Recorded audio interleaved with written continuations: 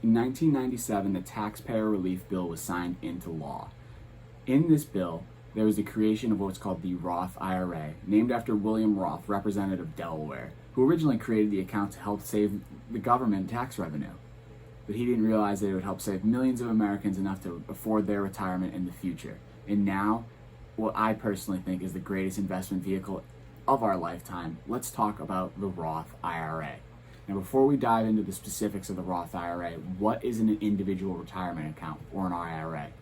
An IRA is simply a savings account, except instead of putting it in the bank and watching it grow at minuscule interest rates, you're putting it in an investment account and buying individual stocks, bonds, mutual funds, index funds, annuities, DDPs, whatever you so choose, depending on your risk tolerance, and watching that grow on a tax-deferred basis, instead of sitting at getting a penny of interest here, a penny of interest there. Interest rates are not going up anytime soon, and that is why this is such a good account. Growing on a tax-deferred basis and being able to take out tax-free in the future is what makes a Roth IRA so special. So let's go right into what a Roth IRA is. I'm going to take out the whiteboard. So we just went over what an individual investment account is. So this little bucket right here, that's your investment account. So a Roth IRA you put in after-tax money. So what is after-tax money? Well, after-tax money is you get your paycheck every week. You see the rundown of what's taken out, your state tax, federal tax, social security tax, all of that after tax. You take that money from your paycheck, put it right into the Roth IRA. How much are you allowed to put in? $6,000 a year up until age 50, where you are allowed to start putting in $7,000 a year due to the catch-up provision. Now, what is the catch-up provision? The catch-up provision simply is for people who have not started planning for retirement yet, if they're late, the catch-up provision allows them to catch up and get back and hopefully build themselves a nice little nest egg for retirement.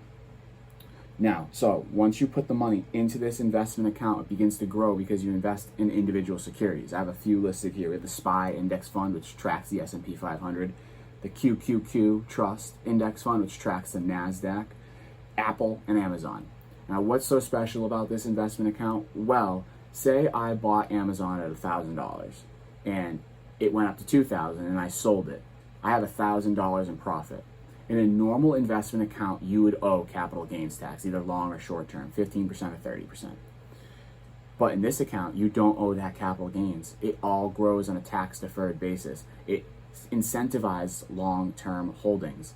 And another thing that makes this account so great, which could be on a completely different video, is dollar cost averaging, which simply put lowers your cost basis and allows for greater investment earnings.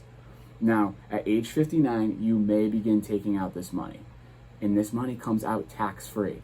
So right now, let's say you're in the 22% tax bracket. You're putting in money from the 22% tax bracket that in 30 years, that same income level of taxation could be upwards of 30%. You don't know. So you're locking yourself in at one tax rate and taking money out tax-free. And that's why this account is so great, because it ignores the fluctuation in tax rates, because you're surviving off whatever tax rate it is no matter what, because your paycheck will adjust to it.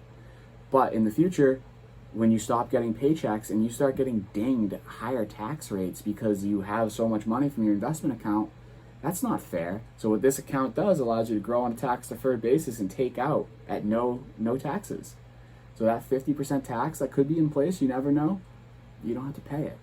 And that's what makes the Roth IRA so great. And it's what makes the Roth IRA so impressive is no taxes. It grows tax-free, and then you don't pay taxes in the future. Now, who's the Roth IRA good for? Really anybody. But I do believe that young people should start a Roth IRA account a lot sooner than they may think. Planning for retirement at age 20 doesn't seem attractive.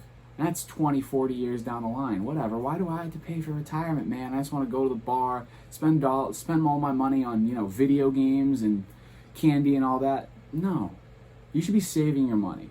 And I do think there is a place for a traditional savings account. You're going to need that rainy day money at some point. And Roth IRA does have penalty if you take the money out early, except for a few cases. Those few cases are only 2 or 3.